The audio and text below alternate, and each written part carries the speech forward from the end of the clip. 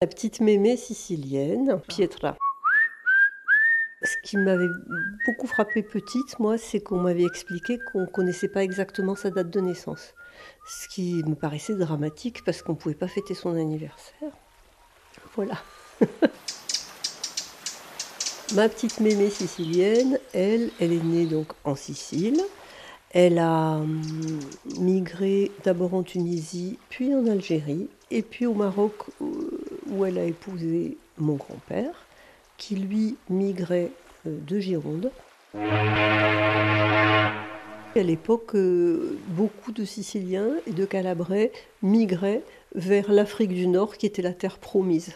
Et Calabre, Sicile, Tunisie, le passage il est très court en Méditerranée. Il y avait des migrations comme ça, parce que c'était protectorat français, tout ça aussi à l'époque, déjà. Donc c'était un peu l'Eldorado possible.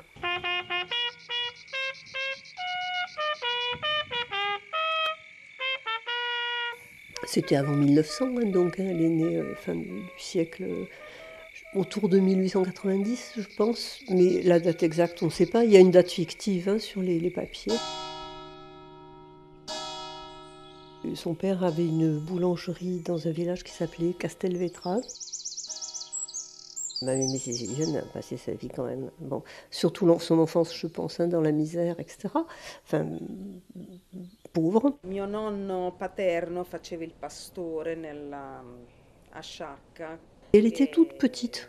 Et je me souviens, moi, quand j'avais 10-11 ans, je la dépassais déjà, au niveau de la taille. Hein.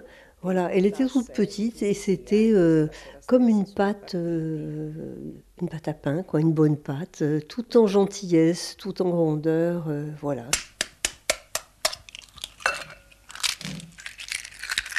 Ce qu'elle m'avait montré à faire, mais je devais avoir 10-12 ans, c'était les Montecao, ces petits gâteaux qui se font avec de la farine, de l'huile et de la cannelle. C'est une espèce de sablé, mais très farineux. J'adore ça.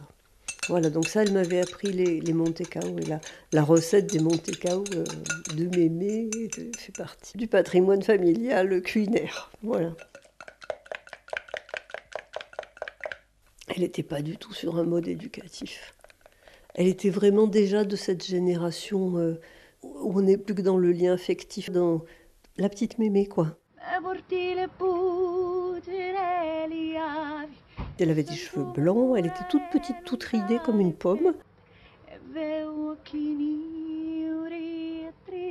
Elle parlait à la fois italien et à la fois sicilien. Et elle me racontait des histoires en italien.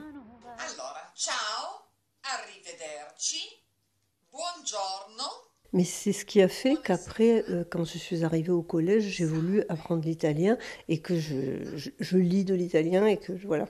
La maggior parte si fermava nel quartiere che era chiamata la piccola Sicilia.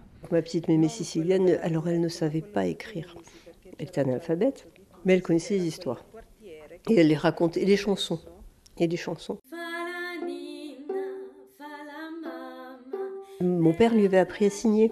Elle était très fière, mais c'est la seule chose qu'elle savait faire. Elle m'a raconté une partie de sa vie où mon grand-père, il faisait la route, c'est-à-dire il faisait les routes, notamment dans une région du Maroc qui s'appelle le Rif. Et donc il vivait en roulotte, et elle avait déjà 2 enfants. Ils vivaient dans la roulotte et au fur et à mesure que la route elle se bétonnait, là, elle se goudronnait, eh ben, ils avançaient.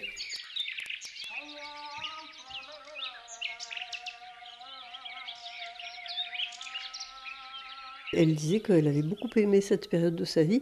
Et mon père disait qu'il se rappelait quand il était petit qu'il adorait ça parce qu'il allait dans les champs de dattes jouer avec les autres enfants et qu'il mangeait des dattes, etc., qu'il n'allait pas à l'école et que c'était parfait pour tout le monde.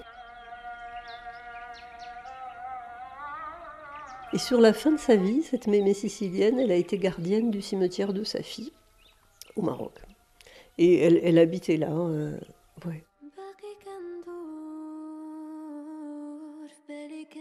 Après nous, on est parti en France, elle aussi. Quand on allait chez elle, elle habitait au 3e ou 4e d'un petit immeuble.